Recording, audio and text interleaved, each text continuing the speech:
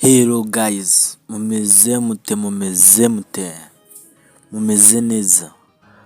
Uyu munsi rero nshaka ko tuganira ku kiganiro nabazaniye gishyashya kivuga ku bantu bari bamaze iminsi bambaza ese bashobora kuba barakwibye telefone yawe bakaba bakiri kuyikoresha na data zawe zirimo ibintu byawe nk'amafoto, indirimbo, amadokima yawe. Uyu munsi rero naje ngo mbereke uburyo ushobora guforomata telefone yawe barayibye cyangwa se warayitaye. Nta kindi usabwa rero ni ukubanza ugakanda subscribe kuri Dr. Senga TV, ugakora share, waba wanabikunze ugatanga comment cyangwa se igitekerezo. Nta kindi rero, icyo usabwa ni ukufungura connection za telefone yawe aho bisanzwe n'ubundi uzifungurira.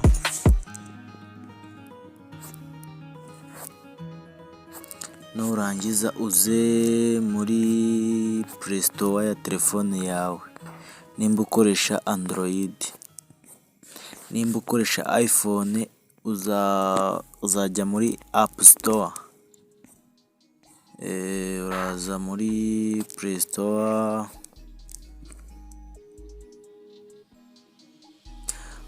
ukigera muri Play Store uzaza usacingemo Find my device.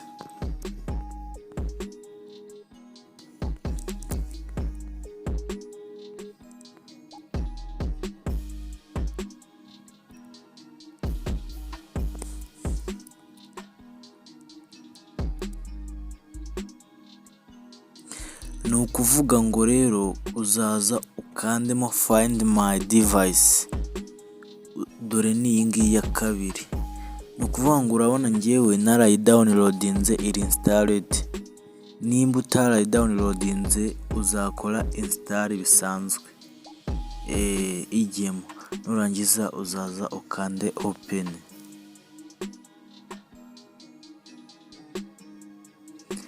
Numara gukanda open, urabona hano wowe uzahagera bakwereke gushyiramo email cyangwa se bitewe na email iri muri screen yawe uzahita uyemezaho.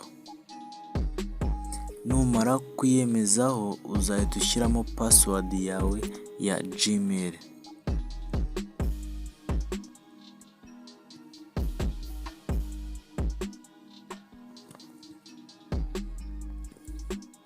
Numara kuyishyiramo kandi isayiningemo. Numara gukanda hariya sign, uzahita uza hano ubone email yawe muri telefone wayishyizemo. Urabona ino email yanjye, telefone nayishyizemo telefone zigera kuri enye. Hari no A03 kowa ya mbere, hari Lenovo tablet, hari n'ino Samsung A21 n'ingi Galaxy A03 kowa nk'ingi yo hejuru. Ni ukuvuga ngo ikindi cyitonderwa, nshaka ko tugendana neza kugira ngo mubone uburyo ikiganiro giteye. Ubushize nakoze ikiganiro cyerekana serial number z'izi telefone, ngira ngo mwarakibonye.